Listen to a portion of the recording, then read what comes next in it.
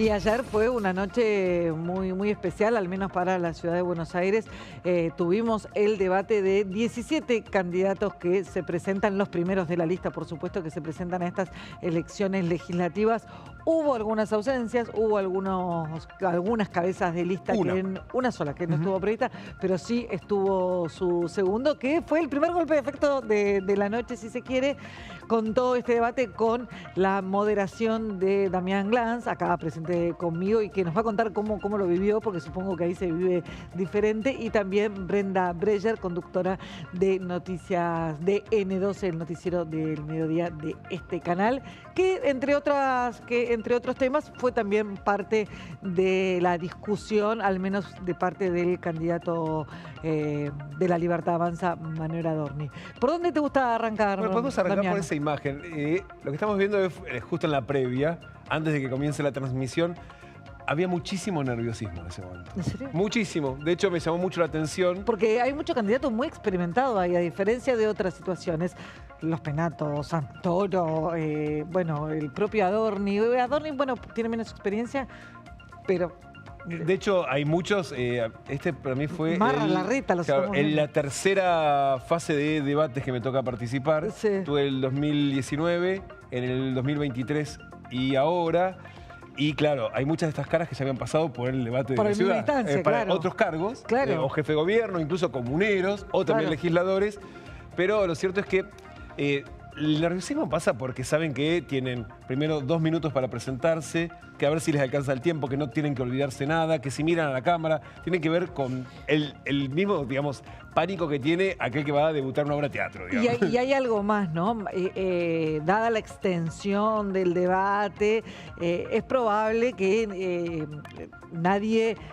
o la percepción es que son pocos los que se quedan viendo las 3 horas de debate, pero sí son todos hoy muy conscientes de los cortes y las viralizaciones. Claro. Entonces, que los 2 minutos que tenés, encima es ideal el tiempo que tiene, claro, el formato de cada candidato para hablar, si mete la pata, si comete una gafe, etcétera, o si capitaliza muy bien el momento, eso puede ser viralizable y tener un alto impacto en la campaña. Con lo cual, no era para nada la de ayer una instancia menor en el contexto de una elección que trasciende la importancia de una elección legislativa municipal completamente. Bueno, de hecho, eso fue otra cosa. Nunca había visto tantos medios como ayer en la previa del debate. Y de hecho, entonces ahí se notaba que dejó de ser solamente... O sea, ayer no fue el debate de los candidatos a legisladores de la ciudad, porque la elección habla de otra cosa. Es cierto que el debate era sobre los candidatos de sus propuestas legislativas. Hubo algunas, no muchas, la verdad es esa, porque también se fue para otro lado el debate, ahora vamos a meternos por ahí, pero esa previa con tanta cantidad de periodismo, con tanto nerviosismo, hablaba de que se estaban poniendo en juego no 30 bancas en la legislatura, sino que la discusión pasaba por otro lado. Ahí claramente después no se ve en la transmisión, pero se veía también que la discusión no solamente se estaba dando ahí, sino en particular en las redes. Estaban los 17 candidatos, una vez que se sentaban, no les daban los dedos para tuitear. Se notaba eso. Podían hacerlo. Podían estar digamos, en la grada, cuando donde estaban sentados. En el atril. Ahí podían tener carpetas. Lo único que podían llevar al atril era un cuaderno que les había dado el Instituto de Gestión Electoral en blanco, al que ellos podían anotar cosas, pero no podían aparecer ni con un cartel. Ni con cartel, no, claro. No sé, Yamil Santoro se había ido con la perra, no le dejaron entrar con la perra al estudio, por el Día del Animal.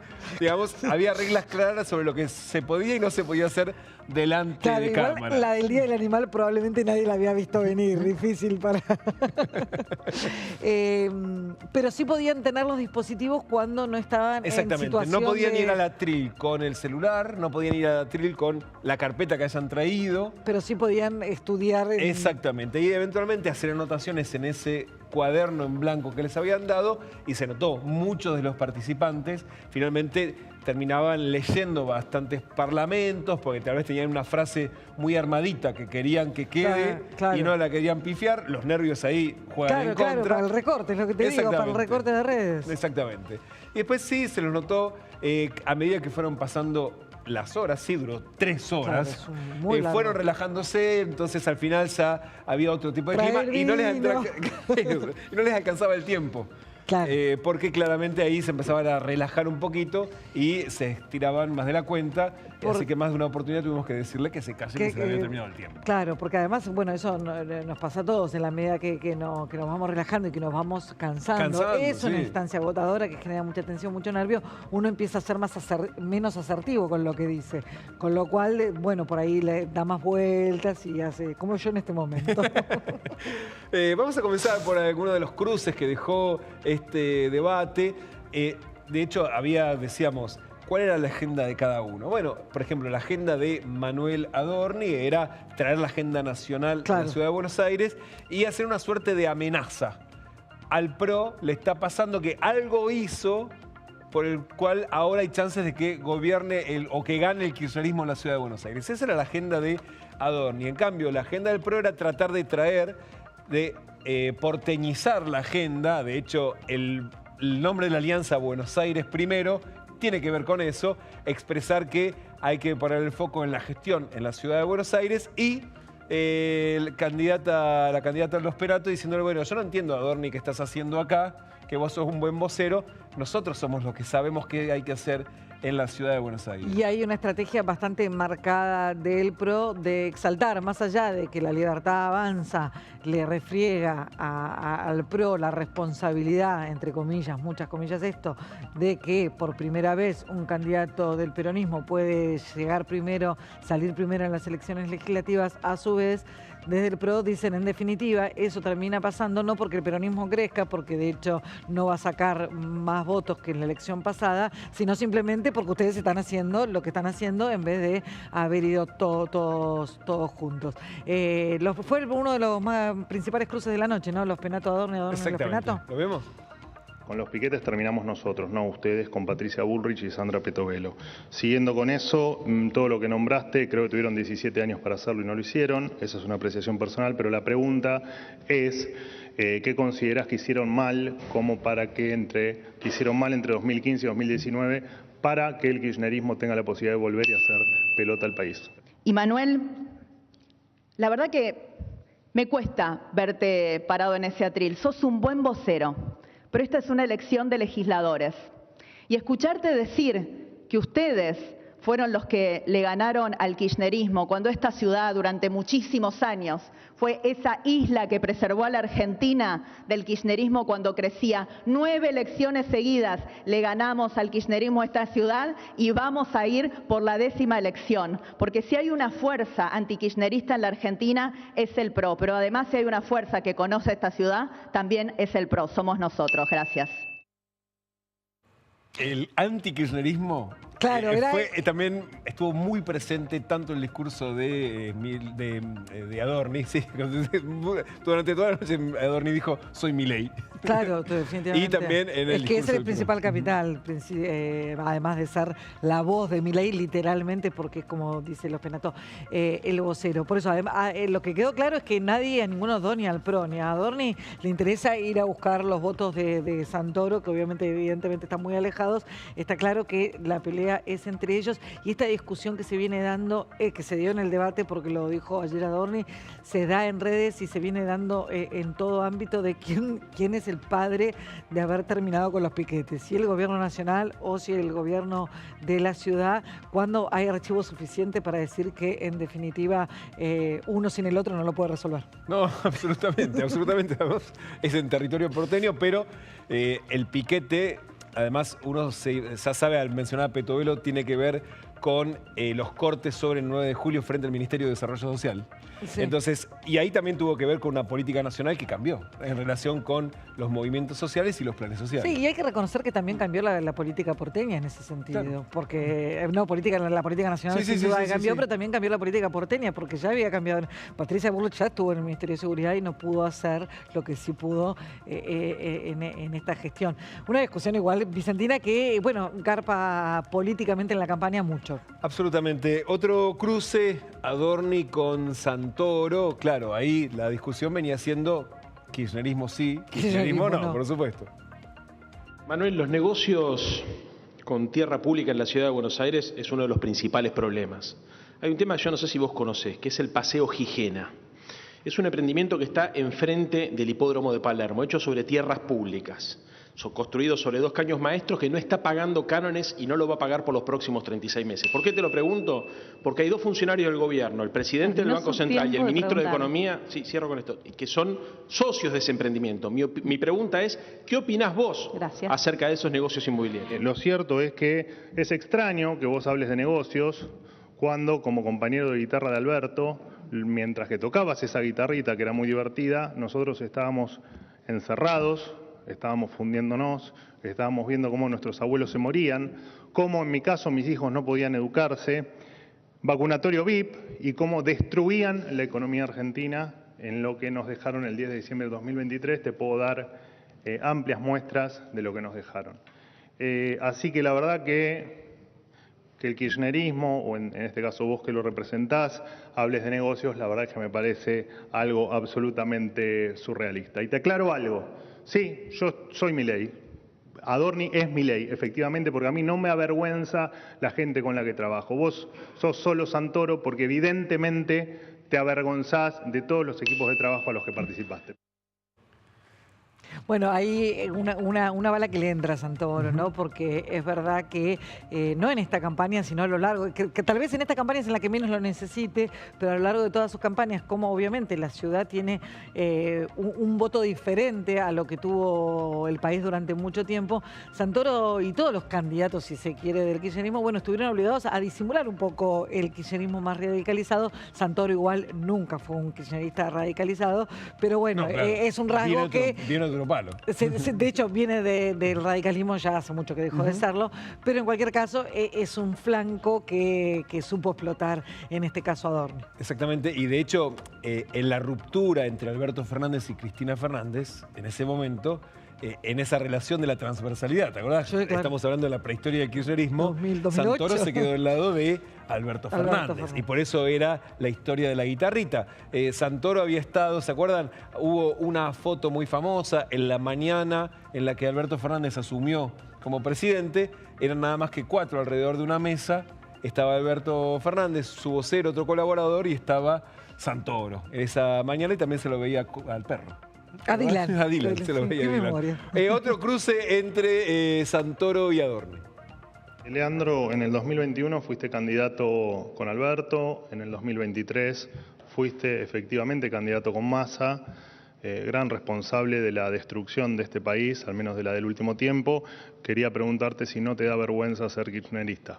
Manuel dice, Santoro, vos sos tal cosa. Bueno, hay afiches que cuando vos recorres la ciudad de Buenos Aires dicen, Adorni es Milei.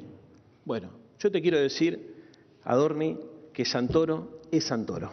No vine a defender los intereses de un espacio que lo único que necesita es colonizar la ciudad de Buenos Aires para conducir la derecha general. Porque lo que ustedes están buscando en realidad es destruirlo a Mauricio Macri con un solo objetivo, que es quedarse con todo. Y cuando se queden con todo, si eso llegara a pasar, y por eso hay que evitarlo, van a hacer lo mismo en la ciudad de Buenos Aires que hicieron a nivel nacional. Aplicar la motosierra generando crueldad, generando dolor. La motosierra no genera situaciones de justicia, genera enormes crueldades. Preguntar a los jubilados, fíjate cómo los han tratado, no solamente les sacan los remedios, les congelan los saberes, los reprimen en la ciudad de Buenos Aires. Ese es el modelo que tienen en la cabeza. Bueno, no estaba claro para quién de última terminaba de hacer campaña. Parecía que le estaba dando una mano a los penatos. Exactamente. Porque, o sea, bueno, las estrategias se cruzan. Para seguir dividiendo ese voto, digamos. Claro, exactamente. De hecho, eso se notó mucho, la falta de las PASO. Después hay que ver si efectivamente la estrategia de eliminar las PASO terminaba siendo conveniente, incluso para aquellos que la votaron en la legislatura o incluso la promovieron, porque estas discusiones se podrían haber saldado en las PASO. Y lo que se veía ayer era una dispersión de todos los espacios políticos, porque también el peronismo, hubo un momento entre Abal Medina, Alejandro Kim de Principios y Valores y Santoro, donde se reprochaban la dispersión del voto peronista. Sí. Por supuesto, entre Marra y Adorni, y también incluso había una ex libertaria, Zurbriggen, del movimiento que también venía de ese espacio y que apuntaba exactamente al mismo votante. Que las PASO, más allá de que si hubiesen discutido o no hacia adentro, o sea, hubiesen intentado una alianza. Después, como mínimo, el filtro que genera las PASO, seguramente de esos 17 candidatos, hubiesen llegado 5 o 6, no más. Claro, y hubiéramos tenido un debate realmente muy distinto, porque nosotros, en definitiva, te mostramos los cruces de los candidatos que sabemos que van a tener una buena performance, en definitiva, más allá de quién salga primero o tercero.